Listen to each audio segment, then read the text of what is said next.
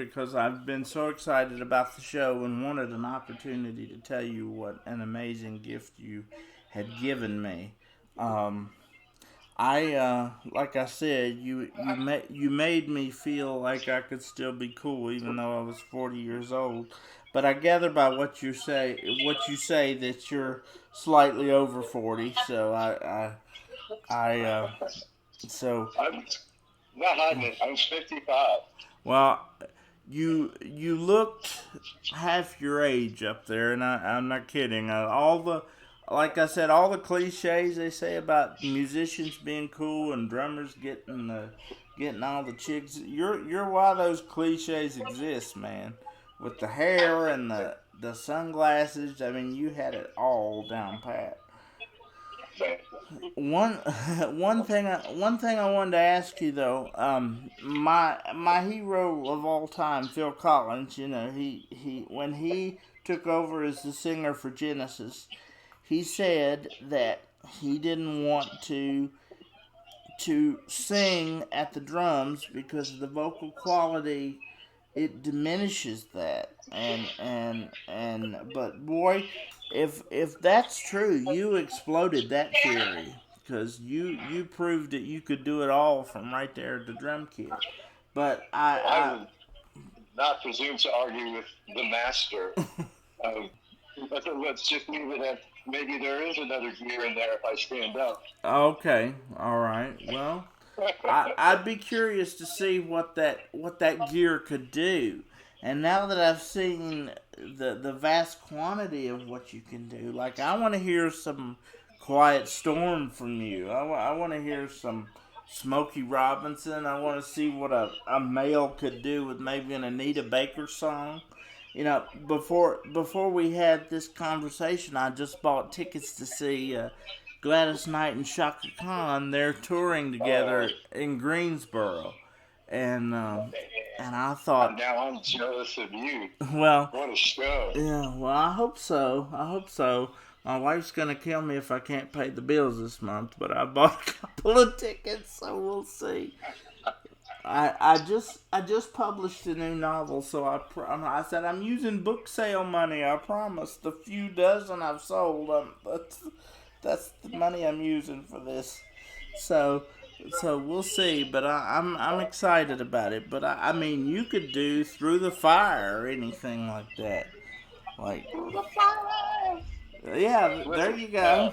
turning Cleveland Jones loose on some of that stuff, or like, really, like, I think what you see, between you and me and the Lampos, but we're going to start to see a little bit in Yacht Rock World is we're going to start trying to work in original material, just one or two at a time from the members of the band. There's just so much talent in the band. It's unreal. So I want people to kind of get to know them as artists as well. Absolutely. Because it's awesome. Like, they're awesome, and their lives would be richer for hearing the great music from people that. And I would love to see that because up on the stage there's so much creativity, and your keyboardist, he would be playing keyboards and then he'd come out and do guitar and he had so much personality. It was just And it seems like that's Spencer Post. yeah. If you kind of doing and even cursory research for some of the things that he is part of, you would be shocked. Mm-hmm. He's like the savoir faire of the band. He's everywhere all the time and doing some really amazing stuff. He's a very in-demand, just sideband keyboard player. And you can see why. Like, he brings so much to the table, but also he's just a really good dude and is very, very, very close in every way. Yeah. And a real whiz at fixing things.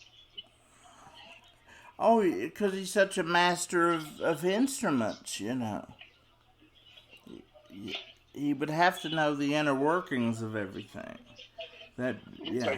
He's like trying to get out of that business, but he's so good. People just they're like throw money because he fixes anything that's electronic and a lot of digital things too.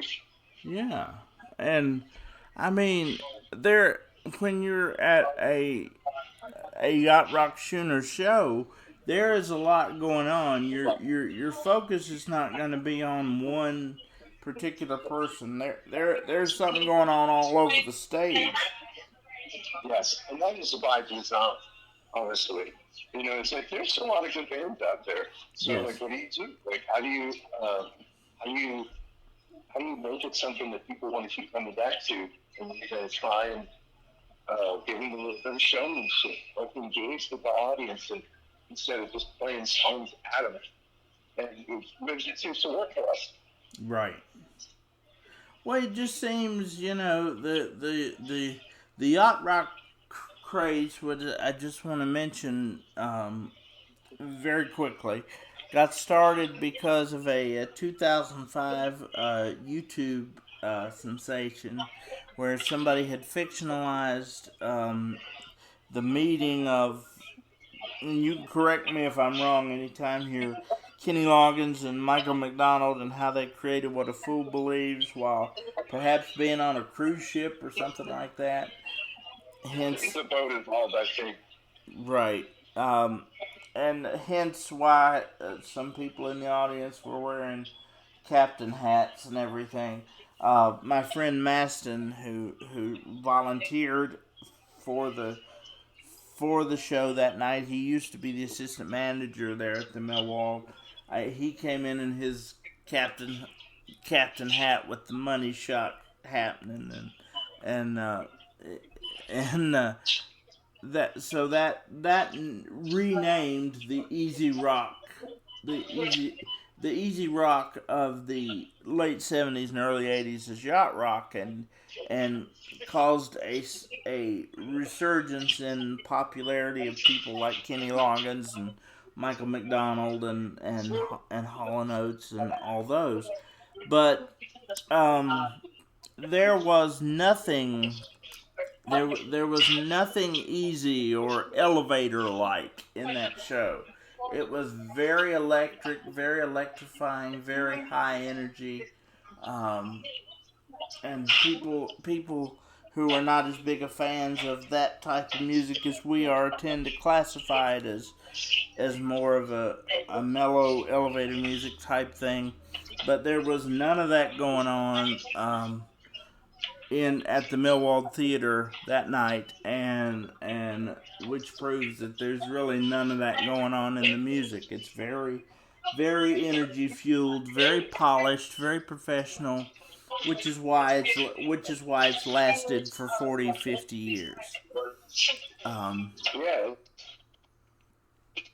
When we started doing stuff again, it started. We found kind of like a gap in the market.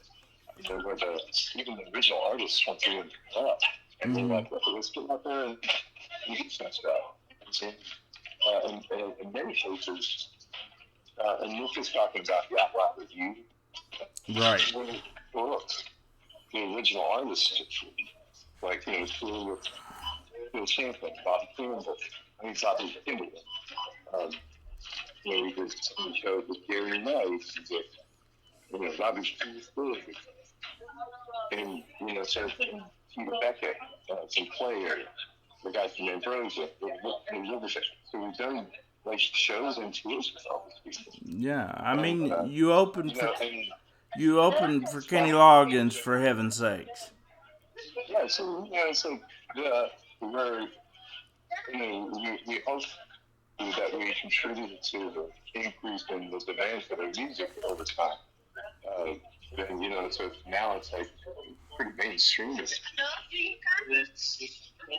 Absolutely, and which is where it should be all along, because in the the days of late 70s, early 80s AM radio, if you will, that was the predominant thing. That was what was topping the charts in those days. Right, and I agree. I remember hearing on the radio. I remember, hearing use that number and just all those. Yeah. Thunder Island, all the great things. So I heard them on the radio in the car with my parents. Yeah, and it's all feel good music. There's nothing tragic about any of it. There's nothing there's nothing that makes you angry, want to go out and kill somebody. There's nothing that makes you want to slit your wrist because it's so sad. It's very high energy and feel good and can take you back to good memories in your life. Yeah, like a lot of people, like whenever I'm going into like hire somebody for the band, um, Mm, there's so much in the music that I like really have to kind of screen it for people that have at least heard it. It's like because if you haven't heard it, it's too much to absorb. It's taking years and years to hear. yeah. But it's like if you know the song well enough, kind of like, oh, I heard this when I was a kid, and you can sing along with it a little bit, then it's a lot easier. Well, you can tell everybody in your band has every song you're doing in their heart, and kind of if you don't have it in your heart, then you don't belong in your band because you could tell that everybody in that band bleeds every song that you're playing, and Yeah, they're not phoning it in the least. And like that's partly because of we try to have the culture too of like they're real pros, so mm-hmm. they're gonna do the first part of their job, which is learn the material. But also, like when you go to a Schooner show, you don't really see anybody like holding back. No. Like everybody's gonna kind of lean into it, and if I don't have if some of my pipes are a little bit challenged for the next show, so be it. I'm not going to leave anything on the table. I'm going to give it everything and hope for the best for the next night. And so far it's worked out. Well, yeah, because that's what I'm saying. When you're doing something like Heart to Heart, he starts the song in that real breathy tenor that shows off his range, and then he gets to the center where he's kind of growling it out. Kind of. Yeah, he is one of the greatest singers of all time, Mm-hmm. and I remember reading an article one time where the guy kind of starts by saying that Kenny's not that great of a singer. Immediately your opinion's disqualified. Like he's technically one of the greatest singers that America's ever produced. Just ridiculously good. Right. And even now, he's like so impressive live. We were all of us were just constantly blown away. Yeah. And like that particular record and the This Is It record, the one before that, right. I spent so much time with those records as a kid, but then also, learning the material again. Like the Yacht Rock Review picked up. I mean, this was in the first year we were doing This Is It, but it's incredibly hard, and we had to put it aside for a little while and grow a little bit. And then, so we picked it back up again this year, and it sounds it's just so fun to play, and it has so much of a really gorgeous story arc in the way that the song builds, and, and then has that coda, the sing-along coda that just takes it over the top. So, yeah, I'm just really into Kenny as a vocalist and as a songwriter. So, yeah, he's got so many gears. There's so much that he can do with his voice. Yes, absolutely. But I love that you did Heart to Heart, because that's not, it was a hit in the day, but it's not one you hear every day. And it has that great sax solo, which gave Jordan another chance to show off his ability. Another David Sanborn solo. Is that? Oh, fantastic. I didn't realize. Yeah, it's like, we come up right, so the guys that play drums on these records or that sing on these records, like, they were like our heroes as we were coming up. So it's like, cool, what other cool David Sanborn or Michael Brecker solo can we go find? And, there's a lot of Michael Brecker in the Carly Simon world and all that, so much crossover with those great players, or Steve Gadd, or Carter Brothers, or all that stuff. Absolutely. So, like, oddly enough, like when I was a kid, I imagined myself playing in these bands and being like those players, and now I almost exclusively play their music live. Right.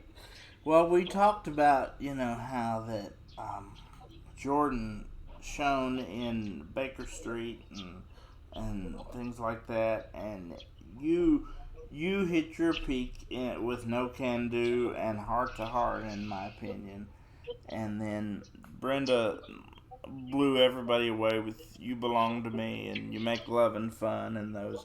You had like a 50-song repertoire, because we went over it on your website before it was done, and you did half of that. You did 25 songs. You wasted no time. They said you're gonna start at 8 o'clock. You started at 8 o'clock and played all the way to. Usually if you book somebody from 8 to 10, they do a 90 to 100 minute show with banter in between, maybe an intermission here and there, but there was no breaks, and you all were playing like you had another 2 hours left in you if we would have stayed, and if we'd have thought that you would have kept playing, we would have stayed. You just there was That's kind of it. There was no breaks in that, and everybody was definitely getting their money's worth and then some for that show. Another satisfied customer. Absolutely. Yeah, I felt like you weren't asking enough in your ticket price, honestly.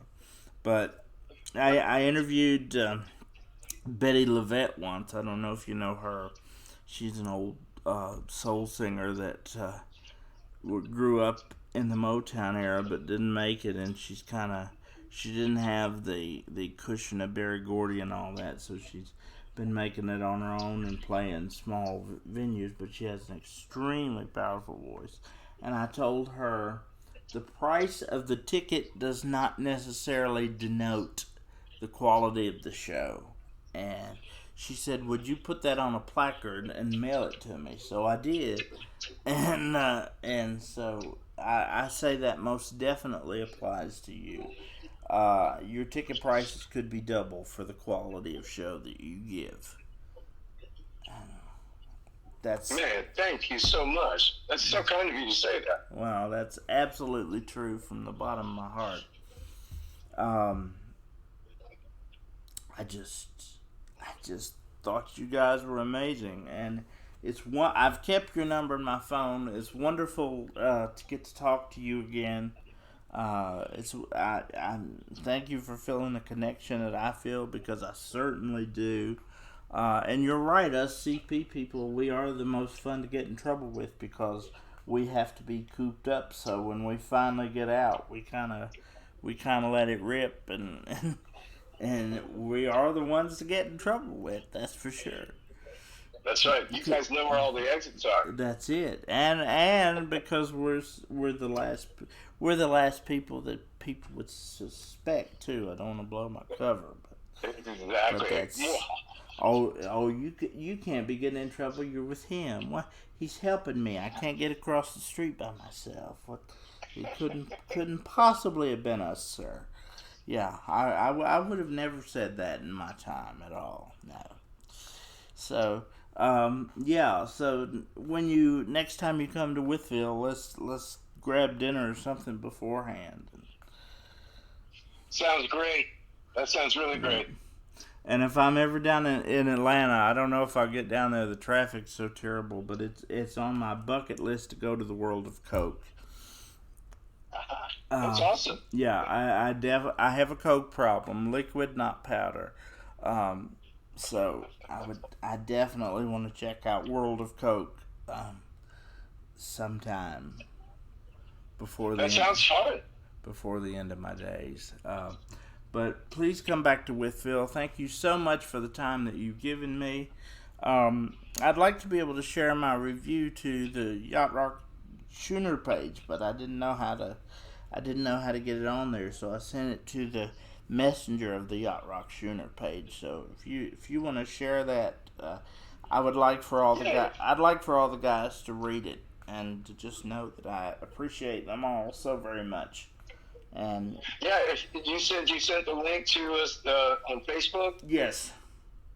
No problem. I can definitely get it out to everybody. I sent it in the Facebook Messenger for Yacht Rock Schooner because I'm in the dark days and I'm not on Instagram yet. So yeah, you're not missing anything. Yeah, that's what I understand. So, but thank you so much for your time. Thank you for what you gave us, and thank you for your incredible talents. And I hope we'll keep in touch. If there's ever anything I could do for you guys, in the way of PR or just whatever, it doesn't matter what it is, please let me know.